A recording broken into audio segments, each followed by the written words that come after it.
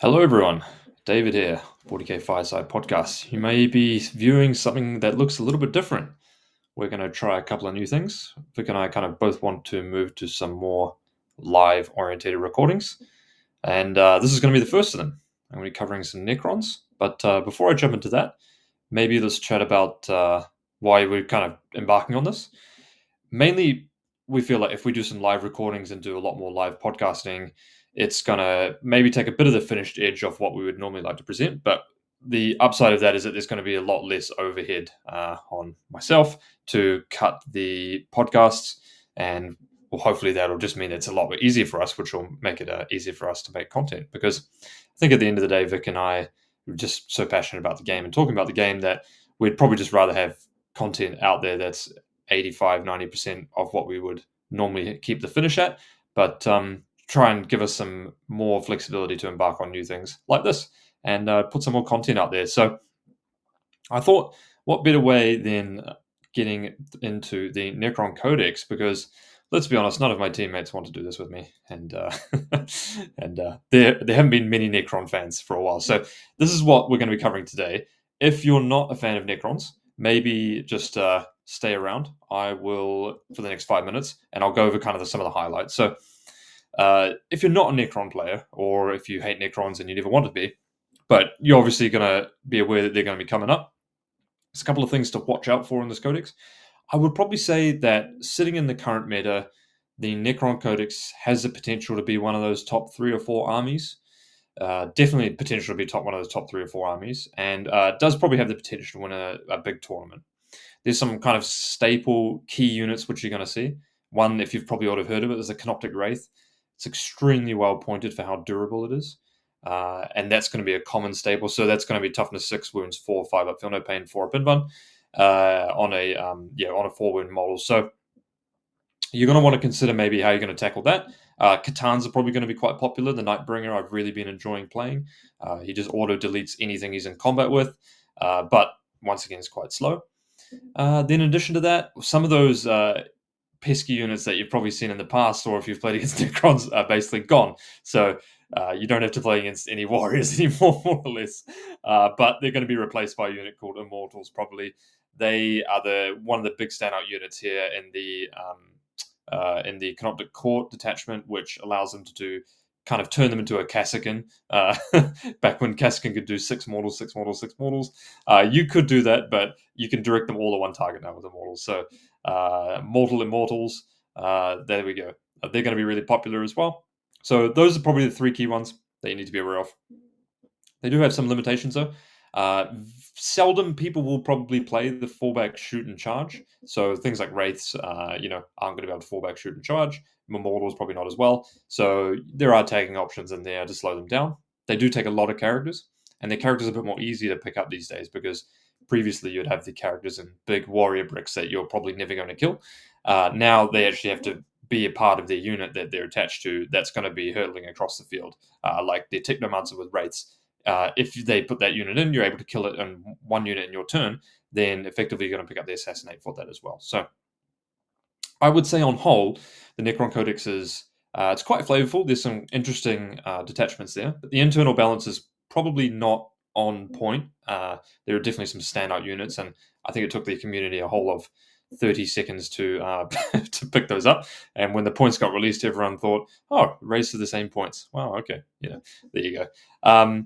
So yeah, but what I would say is that on par, it's more fun from both players' perspectives than the previous codex, or the previous index, which is a big step forward. So I think I'm really happy with what they've produced here. But there's a few things to go, a few things that probably need to get toned down, or some things that just need to get made a little bit better as well, because there's still some trash in here like usual. All right, so I'm going to jump into it. Now, like every new codex, we've got the existing detachment, and I think, provided the marine detachment, I think the existing detachment actually sits usually in the middle of the park, or maybe just one under the best detachment usually. Still got a lot of good options here. You've got the detachment ability here, while a Necron character model is leading a unit. you get to add 1 to the hit roll, which is pretty relevant considering that the other best detachment is basically full rerolls to hit. Obviously, it's not that, but you get to supplement that with maybe some better enhancements. Veil of Darkness being one, which is pretty solid. This used to be Sovereign Corona, which is a +1 leader. Counts as being led by Aura, which is +1 to hit basically, and you can get that for units that otherwise couldn't be joined by characters, which is quite nice. And then this used to be a Serpentmental Weave, I think it was called. 4-up, feel no pain. Then you've got all the host of strats that used to be the same there. The big key one probably being Protocol of the Undying Legions, which is no longer really that relevant because warriors have been nerfed significantly, so have crypto rolls out the window. So Protocols of the Undying Legions is maybe one reason you might want to stick with this, but there's so much more spice yet to come. All right, let's kick it off with the Annihilation Legion. This is maybe the worst one. I'm yet to find a really good use case for this, primarily because it really limits what you're going to take. Now, what I should have said is before is that each of these detachments that you can take now feel a lot more like the Army of Renowns. You basically need to play one type of unit. So in this detachment, for example, Destroyer Cult or Flayed ones, if you have those keywords, so it's things like Ophidian Destroyers, Locust Destroyers, and then like Flayed 1 keywords, for example.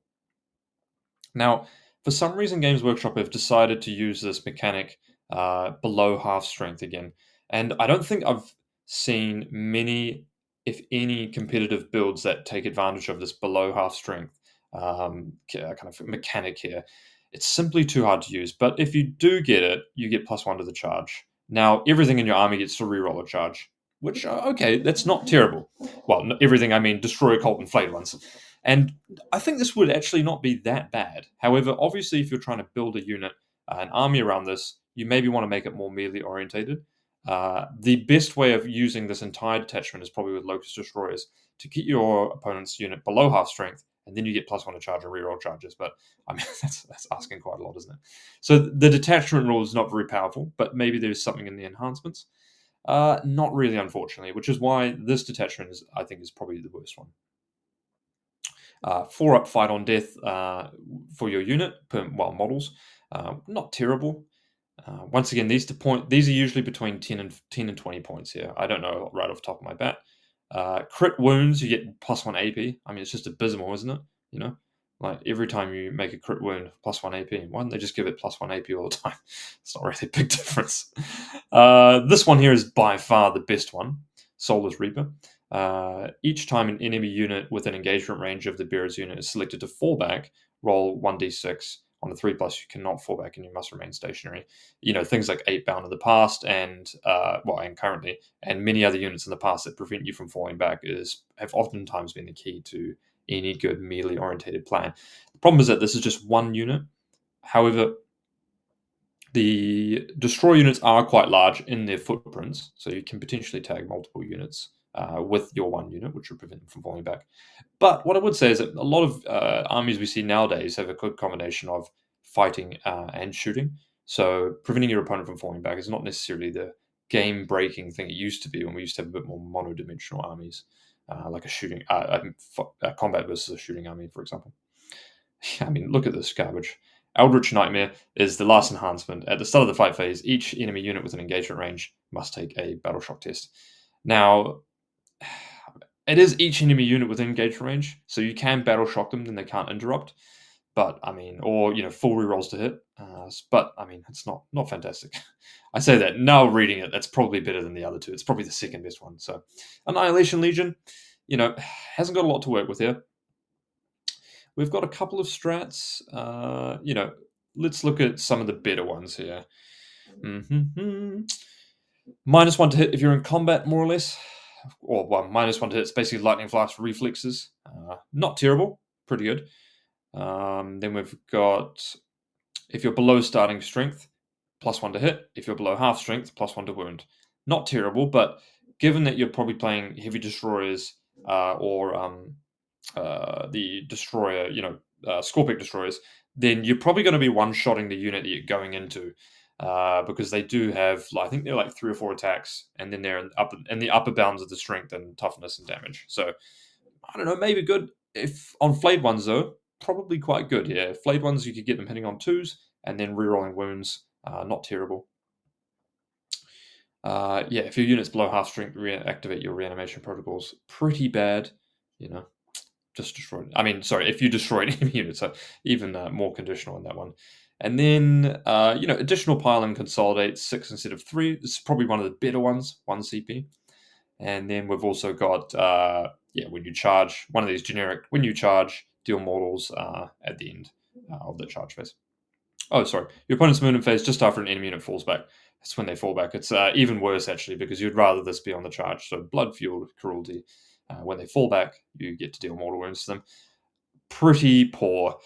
I would say, though, is that all these stratagems are 1 CP, which is good. And they've got 2 battle tactics. So the battle tactic one is actually at least the 6-inch pylon. So that's not bad. And then the battle tactic is also +1 to hit, +1 to wound if they're below half. They've got 3 battle tactics. It's an interesting thing. I don't know why some legions have 0 battle tactics and some have 3. So I don't really understand how that works. All right. Straight on to the juice. This is the juiced up detachment. It's the best one. And really, it's kind of contention for what is the second best after this. Now, I've played maybe 3, 4, 5, 6 games of Necrons. Most of them have been with the Canoptek Court. And I've tried one with another one and another one in the Hyperphasing Court as well. But this is the best one. Your army detachment rule is very similar to the demon effect. When you control objectives in the middle of the battlefield or your deployment zone or your opponent's deployment zone, whilst you're in there, in that region, each cryptic or canoptic model from your army gets full rerolls to hit. And even if you don't control them, you get reroll hit rolls of 1. So really good army ability. This is something that Necrons have struggled with for so long.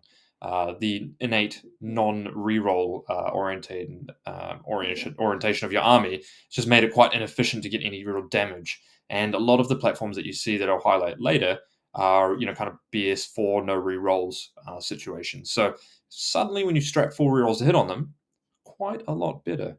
So very powerful. This is an A plus detachment rule, I think. One of the better ones in the game for sure. And it's actually a little bit better than the demon one, if I recall, because it checks at the start of the phase. So at the start of the shooting phase, it'll check. So you can jump on it in your movement phase. Start of the shooting phase, it checks. And then, for example, at the start of the charge phase, it'll check. And then at the start of the fight phase, it'll check as well. So you can very easily get it in shooting and combat. And you're probably going to be playing a lot of decent OC models, so you will always have that. It's just safe to assume you will always get 4 rerolls to more or less. Okay, onto as if the detachment rule didn't get good enough, onto the enhancements. First up, cryptic model only. Your bearer's unit has the infiltrate ability. A plus. This is a hit. Put it on Wraiths and put it on Technomancer. Boom, you're ready for action. You want a unit that's tanky enough and that has enough melee punch and enough speed to take advantage of that. Technomancer plus Wraiths is the exactly perfect combo for that. This one here is not bad. Hyperphasic Fulcrum, and in any other attachment, you'd probably play this. Whenever you're leading a unit, if you're within your army's power matrix, reroll a wound roll of 1. Pretty solid. Wraiths have strength 6, I want to say off the top of my head, on their claws. So not bad. The only thing is that Immortals already get innate rerolls of 1. So this one here, you're probably not going to see so much. I would love this to have been maybe, because cryptic models and characters you can put on that basically can only join 3 units: Immortals, Necrons, and I want to say Wraiths. I don't think Lichguard can get led by them. Maybe I'm wrong, but rerolling wound roll of 1. It would have been cool if maybe this was an enhancement that you could pick a cryptic unit in your command phase and it gets wound rerolls of 1. But as it stands, probably not that useful. Auto Divinator. This is an oddly worded strat, oddly worded enhancement, but it's all right. 10 points, so it's very cheap. I think it's 10 points.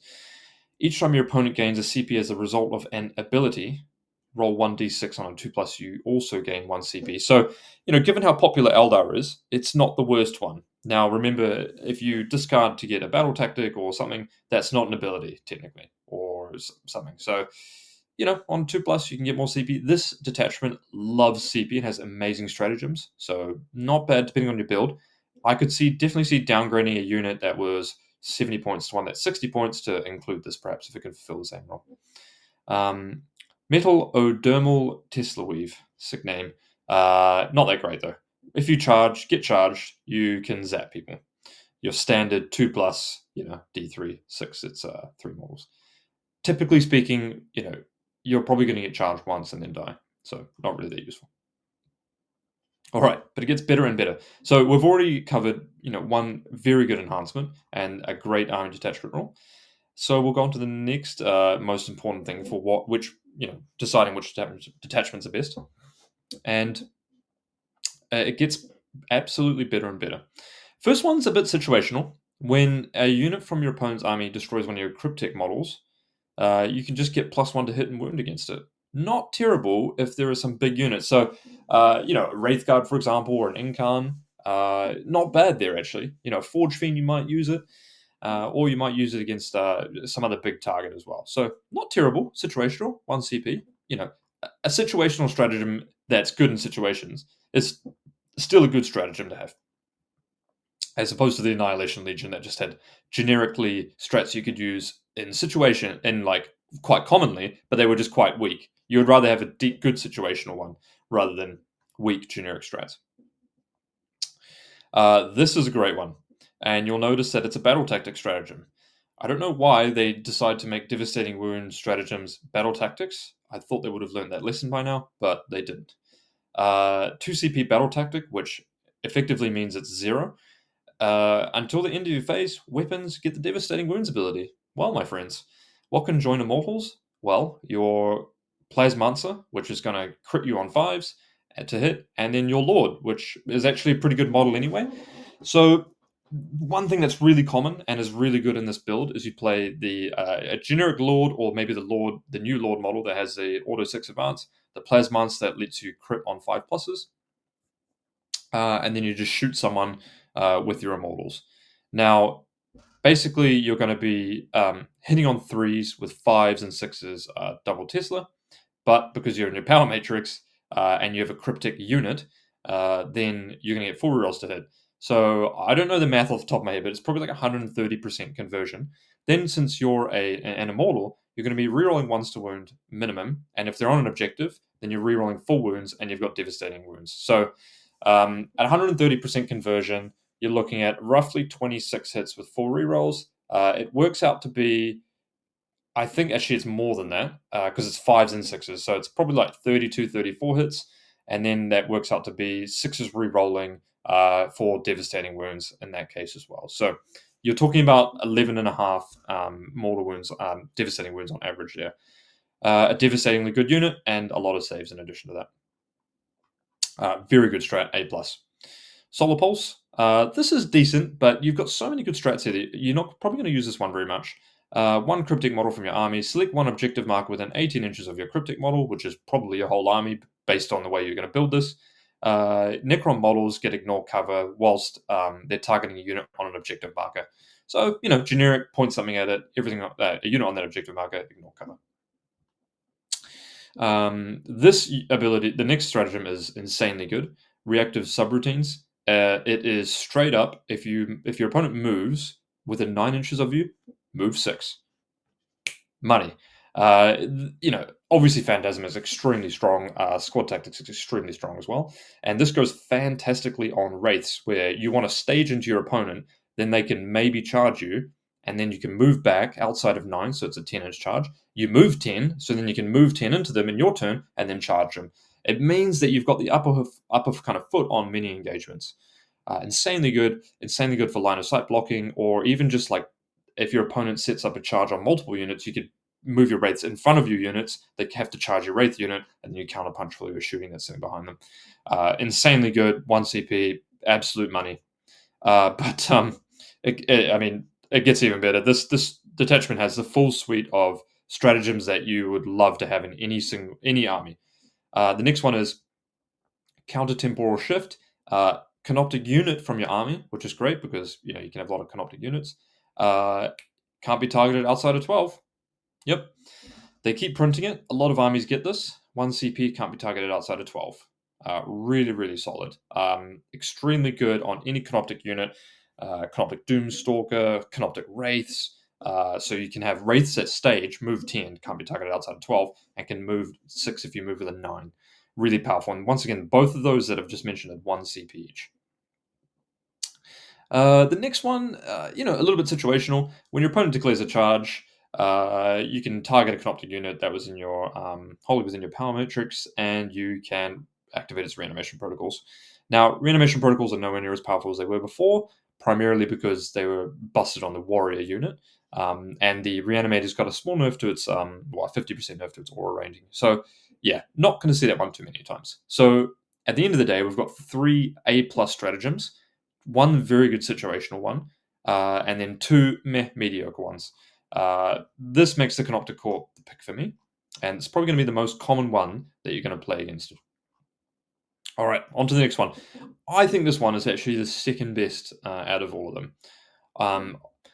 Obeisance Phalanx. I'm going to murder that name, but it's basically the kind of Overlord, Lichguard, Triac, Praetorian detachment. Now, I'm calling it the second best one. However, it's nowhere near as good as the Canoptek Court. So don't get me wrong. Just because it's second doesn't mean it's close. I think that there's still quite a wide gap between this and the Canoptek Court. But a good skew build in here could be quite interesting. Right. So you pick a unit in your command phase, get +1 to wound against it. Okay. Really solid. And you'll notice that it actually says Overlord unit. And you can have an Overlord join a unit that might not have had this keyword before, and then you get +1 to wound as well. So actually pretty solid. You can get +1 to wound Immortals, for example. +1 to wound Lichguard. Pretty cool. Just make sure I didn't butcher one. Each time an Overlord, Lichguard, or Triac unit from your army, reroll 1 to add 1 to wound. There is a Triac Stalker as well, which got an upgrade, which is potentially a good unit now. Enhancements. This enhancement is pretty bad. Honorable Combatant. If an Overlord kills a character, your opponent loses 1 CP. Okay, I don't know why they print those things. That's terrible. Next one, Overlord model only. The bearer's melee weapons have precision and anti-infantry.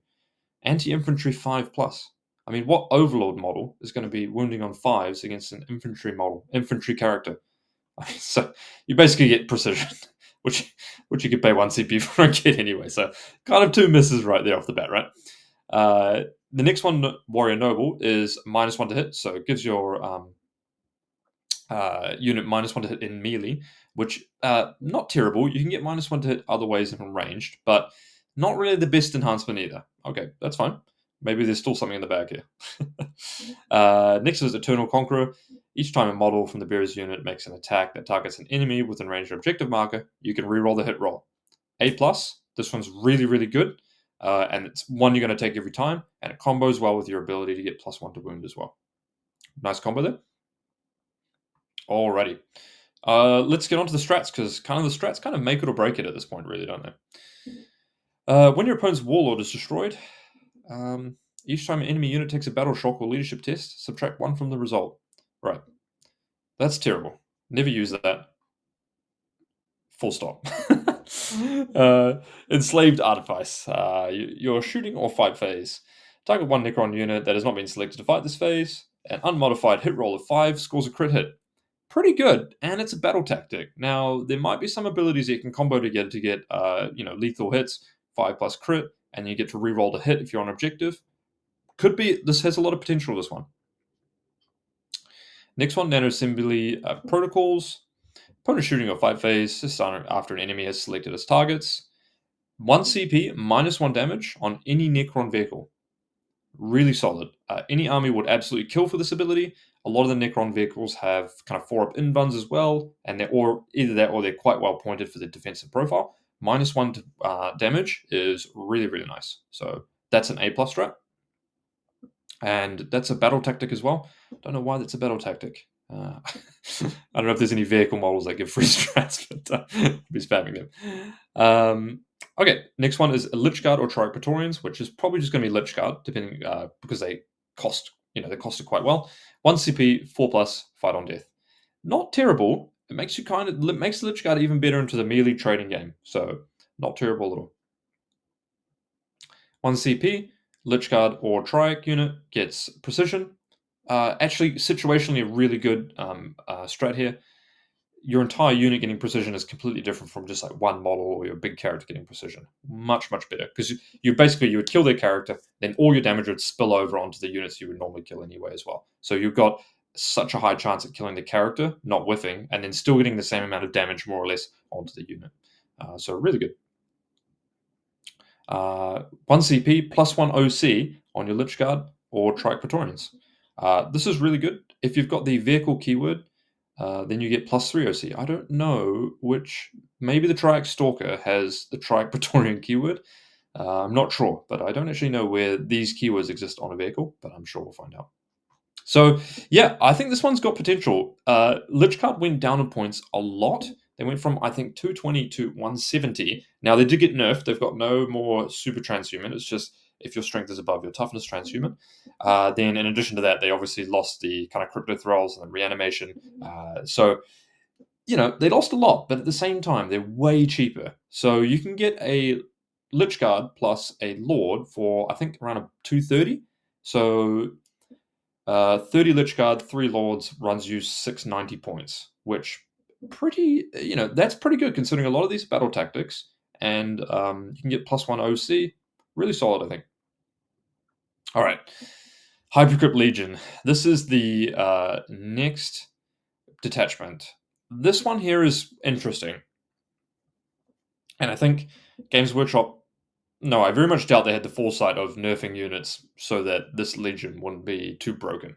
I think those two things kind of happened to coincide with one another, and it worked out well in avoiding a disaster, because this Legion is deceptively powerful only, and would be broken if some units were a lot better. The detachment rule is basically in Strike Force, your 2,000 point game, you pick up 3 units and you can put them back into Strat Reserve every single turn for the rest of the game. So turn 1, you're going to pick something up, but it does go back into Strat Reserves. So I don't know how your TO rules it, but you might not be able to put them back in the sky turn 1. But turn 2, pick them up at the end of turn, come in, at the end of your opponent's turn, or you can even leave them in your opponent's. You can leave them in Strat Reserve. So if your opponent goes, if you go first and then you move, your opponent goes in their turn, you pick up at the end of their turn and then deep strike them on your turn 2. Or if you go second, or even if you go first, you can do that same bit of play and then rapid ingress in your opponent's turn, which is quite powerful when you think about a Satan that only moves 6 inches. You could pull them back off the board, rapid ingress them in your opponent's turn. All right. This one here, Dimensional Overseer, is an enhancement that lets you pick up 1 more unit. Now, a lot of people think that's kind of bad, but when I played this, I actually found that oftentimes if I could just pick up 1 more unit, it'd be super useful. So I think the Dimensional Overseer is actually quite a good enhancement. A Risen Tyrant is the best enhancement in here. If you were set up basically on the board using the hyperphasing, but I like to call it hyperspace. If you're set up using hyperspace, you get 4 rerolls to hit. Really good. That's an A+. Really good on like heavy destroyers, especially when they had the 5+ lethals with the Lord joining. Next one is Auto Advance 6. Not a bad enhancement. And the next one is Osteoclave Fulcrum. Your unit gets the Deep Strike ability, which is actually quite good in this detachment because things like Warriors or Immortals don't naturally Deep Strike. So that's not bad. But there is a 1 CP strat that counteracts this. So I'm not sure how much you take Osteoclave Fulcrum. I think the Risen Tyrant and Dimensional Overseer are both really good picks. Okay, let's get on to the strats. Now, I played some games with this, and I was really impressed by the strats, but the units kind of let it down. So the first stratagem is called Hyperphasic Recall. Now, in my opinion, you should play a Monolith if you're going to play this detachment. However, I think an MSU shooting-orientated build is perfectly valid as well. But, I mean, this does incentivize you very heavily to play a Monolith. This one is whenever a Necron's infantry is lost a model as a result of shooting or the fight phase, you can teleport that unit back to your Monolith for 2 CP. It's quite powerful, because what you can do is you can put your Monolith within 6 inches of a middle objective. Then when you lose a model, teleport your Warriors or Immortals or Flayed Ones or Lich Guard or whatever back onto that objective, and then reactively take the primary that way. It's quite powerful. And you can have a Reanimator sitting there such that you then teleport in range of objective, and a Reanimator, then reanimate and be on objective. Really powerful strat. It's 2 CP though, but it's very powerful. Quantum Deflection, Necron Vehicle gets a 4-up invuln. Put that on the Monolith if you're playing it. Pretty straight, pretty standard. Reanimation Crypts lets you activate your reanimation protocols for things that are in reserves. Not particularly relevant. I didn't use it because this detachment is quite CP hungry as well. This is a very good A+ strat. Cosmic Precision.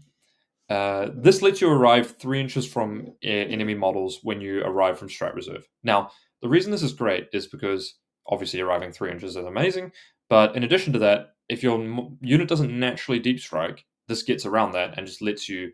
This kind of supplants the need to arrive from 6 inches within a board edge, because it just says you may arrive 3 inches horizontally away from enemy units. So this is fantastic.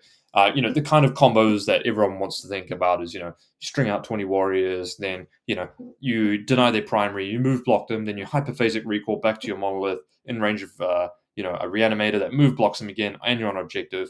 You can do these things in this, but I think, as we'll see later on, warriors are a bit too easy to kill for that.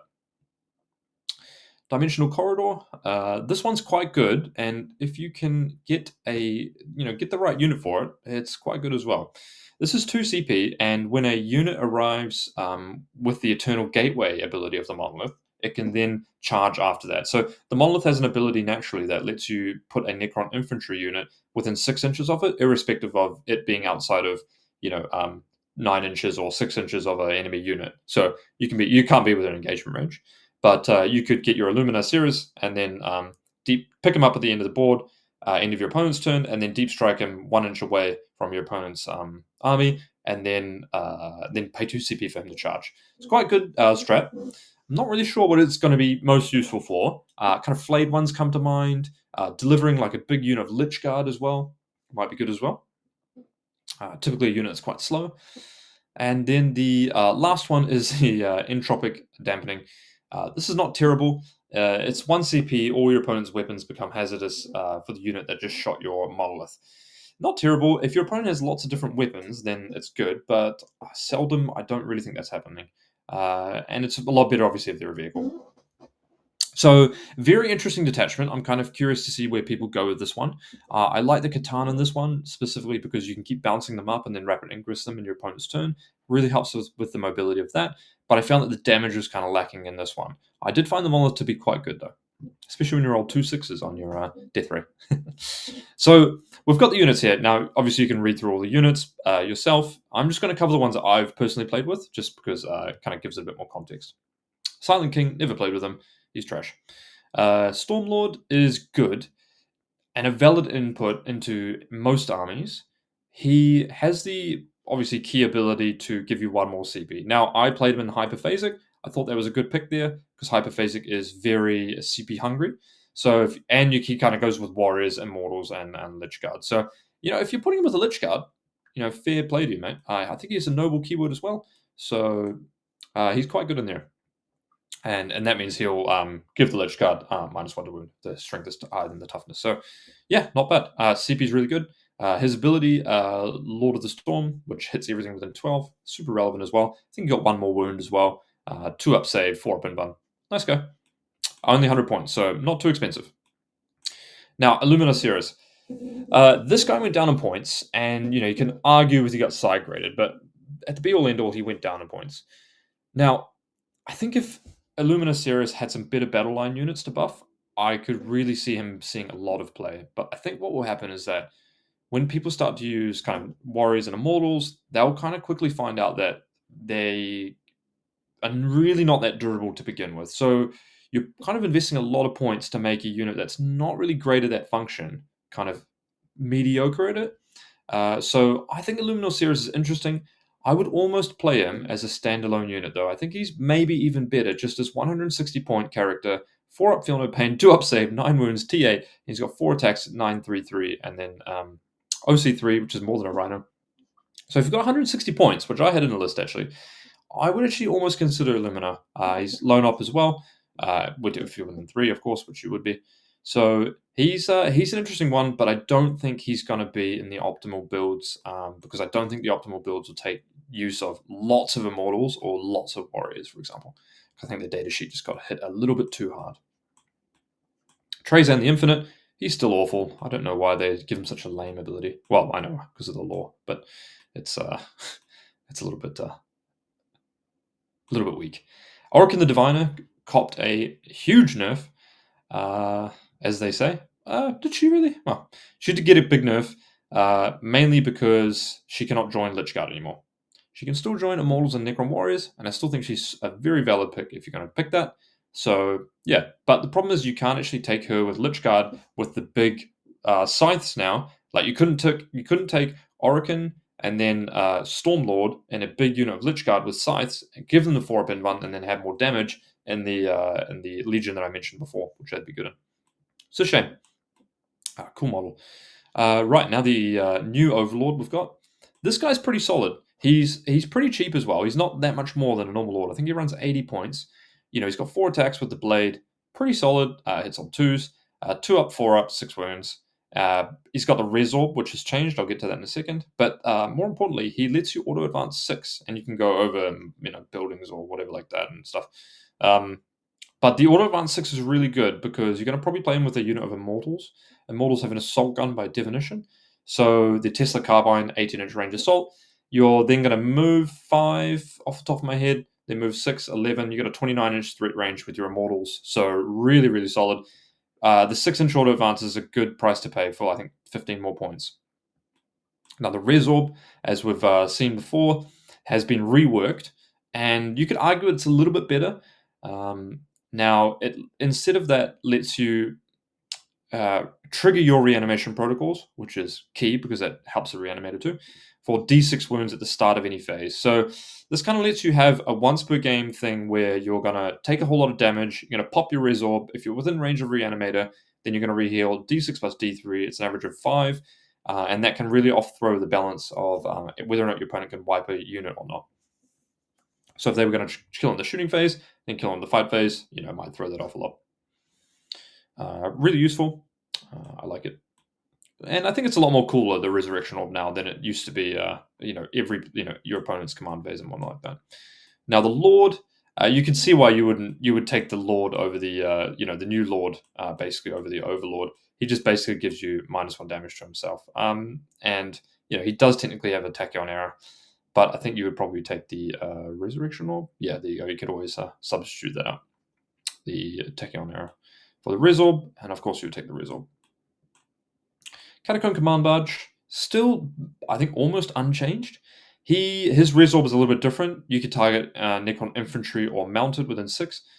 Unfortunately, you can't target Satan, which is why I think this guy would potentially be good.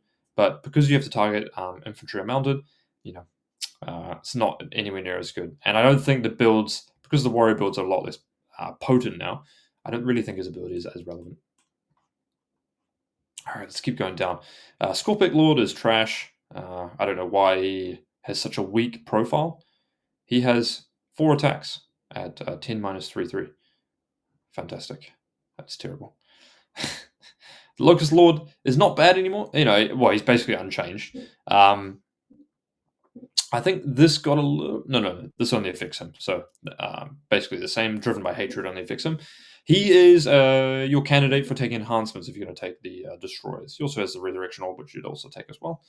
Quite good with the combo I mentioned previously in the Hyperphasic Legion with the Heavy Destroyers, where you can crit on 5s with 4 rerolls to hit, which is nice. And they have lethal hits. Royal Warden, the Royal Warden, got a huge buff. Instead of becoming heavy and assault for your guns, you get fallback, shoot, and charge, which is great. So in the Hyperphasic Legion, you might want to take her to let your warriors fallback, shoot, and charge. If this unit had this data sheet previously, Necrons would be automatically the most busted army in the game, because that was their huge downside. All right, a guy you're going to be seeing a lot on the table, the Technomancer. He got a huge buff, mainly because he can join different units now. As is kind of like thematic with this, Lich Guard got nerfed, Wraiths got buffed, and that's because the Technomancer can't join Lich Guard, and he can join Wraiths now. And mainly because Wraiths got an additional wound as well. So the Wraith basically got twice as durable because he gets a 5-up Film of Pain and another wound now. The Technomancer joins that, and he actually has a super relevant ability, is that the same ability he used to have, is at the end of your movement phase, you can heal 1 Necron model within 6 inches of the bearer, you gain D3 wounds. Now, you can only select a unit once per turn, but oftentimes healing a Catan for an additional D3 is really, really game-breaking. Or a Monolith, for example, if you're playing the Hyperphasic. He's really, really good. You're going to be seeing 3 of them, probably. The Psychomancer, not really that great. Don't play. The Chronomancer is an interesting choice. He's basically the same. He can draw Immortals and Necron Warriors. If you've got a little Immortal unit that you want to play as a shoot, move, shoot unit, super relevant. You could play it from Deep Strike, for example, where it, from Outflank, where it moves on objective, while still doing good damage, and you could still pay the 2 CP to get the devastating wounds. So really useful and an interesting pick. If you've got multiple Immortal units, I think Chronomancer is potentially very valid. Alrighty. The Plasmomancer, kind of as I alluded to before, this is the guy that you're going to be seeing in combination with the Lord for Immortals. This guy gives 5+ crit hits, and the reason why that's so potent is because the Immortals have Teslas on 6s, and you get 4 rerolls to hit because you're in the Power Matrix. Really powerful. His ability, the Living Lightning, is also really, really good too. In the shooting phase, you select a unit within 18 inches of this model, roll 4d6s, each 4+, you get 1 mortal wound. So it's like a pseudo grenade. It's 2/3 of a grenade ability. Really, really good at 18-inch range. And you can just select one enemy unit within 18 inches. Really good. I mean, against vehicles, fantastic. All right, we'll cover all the Satan now. Now, the Satan have changed. They've gotten a huge buff, to be frank. Every Satan now has a 5-up Feel No Pain. Other than that, they're more or less the same. Satan Shard of the Deceiver is trash because his melee is trash. Don't take him. Now, the Nightbringer got a huge buff. Obviously, now he gets a 5-up Feel No Pain, whereas he previously didn't have one, and people still played him. But his strike profile is D6+2 instead of D6, so hugely more reliable. His Gaze of Death is super powerful as well. 18-inch range, anti-tank. It's only AP2, but you can if you get it through, it's D6+3 damage, right? So really good. Satan of Nightbringer, I think, is the best Satan in my opinion. He's also like the cheapest. I think he's 255. Very, very, very reasonable. The Void Dragon, which I think is the second best Satan, is your kind of anti-vehicle Satan. He just got the 5-up Feel No Pain from what I'm aware. But Necrons, I think, can struggle in the vehicle killing department. So he is very good at that. He has a Spear, which is great against vehicles, super reliable, and the Voltaic Storm, which is actually pretty sick. It's D6+3 blast, 7 -1 2. So, good against Marines and good against vehicles in both those profiles. And actually, like many Satan, if he lives for 2 turns or kind of activates for 2 turns with full damage, oftentimes that can be too much for your opponent to take. And he has an ability at the start of the shooting phase that lets him pick a vehicle and deal D3 mortals to it, and then you heal that many wounds. So really good. You can heal him in the movement phase with the Technomancer, and he can heal himself as well. Really good. Second best in my opinion. The third best is the Transcendent Satan. I think you're probably going to be playing this guy to get your secondaries, perhaps. He is, he didn't get the buff that the Nightbringer got, so he's just D6 damage now, which, in the world of Wraithguard, not as exciting. He also has only AP3, and Strength 9. So, his output compared to the Nightbringer and to Wraithguard probably kills, I don't know, 50% of them, as opposed to the Nightbringer, one-tapping every one that he gets through.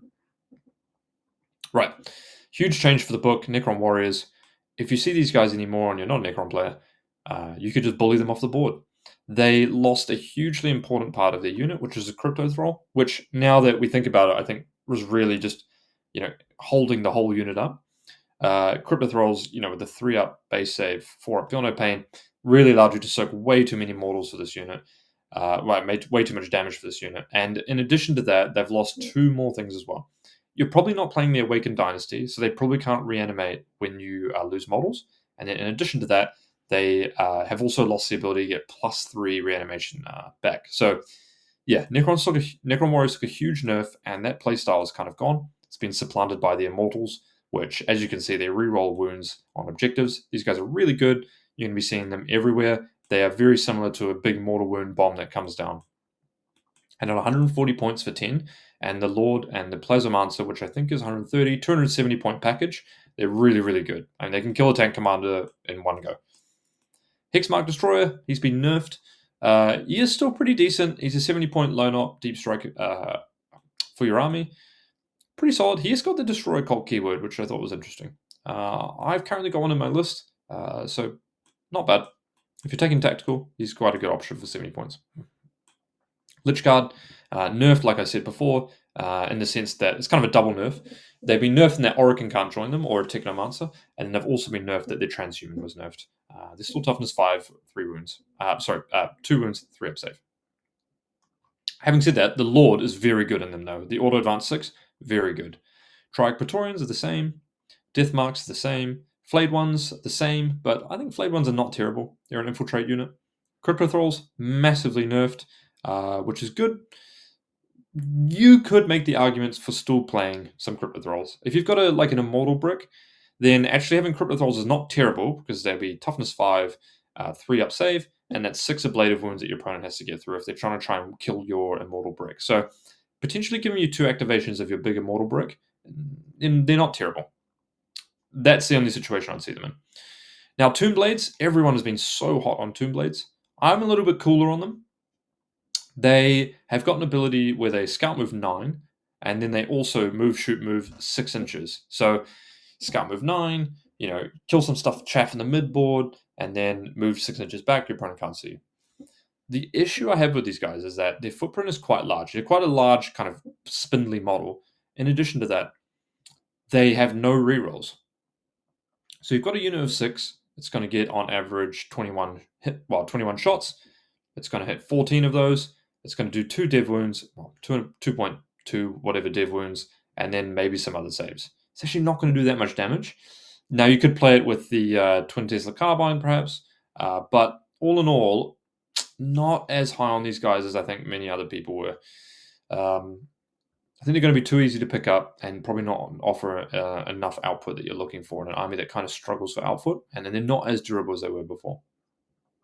If I were to run them, I'd probably run a big unit if I was going to, and the 3 up save, move 8, and stealth though as well. So yeah, they're interesting pick. I'm interested to see how they pan out, but I'm not huge on them.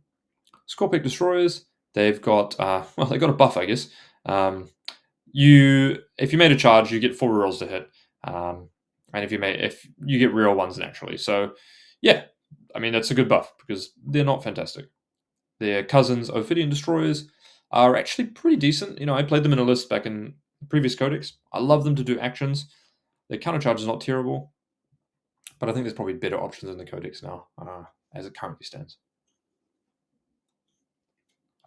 Locust Destroyers, exact same. The biggest problem they've always had is that the AP2 means that they can't really chew through the targets they need to. Heavy Destroyers have got a little bit of buff on their, what orientation of gun they take against the target. Works out a little bit better. Still solid unit to take. Take a couple of them. Canoptek Reanimator. Now, everyone thought this guy was trash after he's been nerfed. I actually think he's still, really solid. He was nerfed in that his aura used to be 6, now it's 3 inches. But, the flip side of that is he's only 75 points now. So he went down 15 points. And actually, he's super hard to kill. He's just toughness 6, 6 wounds, 3 up save. And he's a 4 up feel no pain. So what unit in your army, as it currently stands, has a good profile into him? I don't know. It might be an investment that doesn't pay off if you try and kill him. So he's also a vehicle. So you just go do homers in the middle or something. And he's also OC3, which is more than a rhino. Cool guy. I like him. I'm basically always playing one in every list. Scarab's got way better. If you're within 6 inches of a Canoptek unit, then you get +1 OC, which is massive for Scarabs.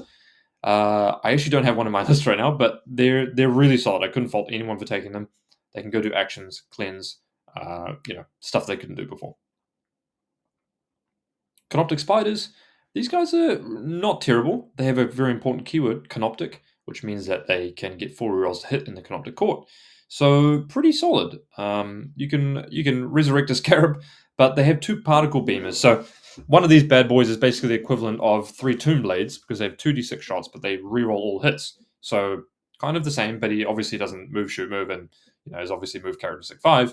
The better part though is he's toughness 7, 3 up save, 6 wounds. So he's an interesting one, and actually his melee is super good too. 5 attacks, 8, 2, 2, and weapon skill 4, but he's going to be rerolling all hits. All right, the best unit in the Codex right now, Canoptek Wraiths. Huge buff. They got +1 wound and the aforementioned buffs before. Their Wraith form stays the same, But yeah, these guys are really, really good. I don't know whether or not you're supposed to play the Particle Caster. I kind of like the Particle Caster on them because with 4 rerolls to hit, you're going to be doing a lot better. Some people like the Transdimensional Beamer, which is really good against Chosen. So maybe playing units of different roles and different weapon loadouts is going to be better for the meta that you're in. Really good. Triac Stalker. Is this guy got the Triac Praetorian keyword? No, he hasn't. I don't know how that strat for 1 CP is going to work. Yeah, Scout Move 8, which is a big buff for him. Basically makes him way more durable because he can hide behind a piece of terrain. The model's still quite large though, so I don't know how it's going to function on UKTC, but a valid choice if you can make it work on your terrain, I think. Mr. Doomstalker, one of the coolest models in 40k, I think, War of the Worlds model. The Canoptek Doomstalker is a lot better than what it used to be. Holy. Basically, you take the existing datasheet, the same points, and you give it 4 rerolls to hit. And that means you can really justify playing some of these. 3 up save, 4 up invuln, +1 movement from the last one, and toughness 8, 12 wounds. This guy is really cool. I've been playing a couple of them in my lists. I really like them. Overwatch on 5s of 4 rerolls to hit, which kind of makes them equivalent of like hitting on 3s. So yeah, and it's 14 minus 3/3. Really good. You can get them loan op. Really, really solid. I love them. Annihilation Barge, the same. Doomsday Arc got a little bit of a change. I think it's strength 18 now. Okay, that's cool. You can play them in the Hyperphasic and deep strike them within 3 inches. Yeah, they're pretty expensive though for what you get now, which is a shame. If only they had the Canoptek keyword, then that'd be nuts. Ghost Arc took a big nerf.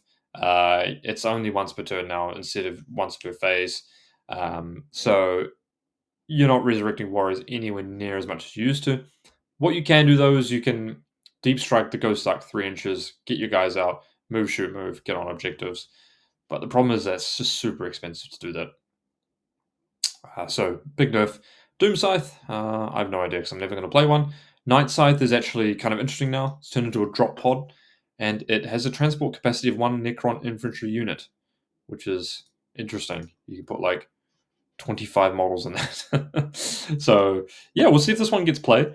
There are ways we can jump in, shoot, jump out, shoot, jump back in. With I think the guy that the Chronomancer, put some immortals in there, deep strike at turn 1, get some angles.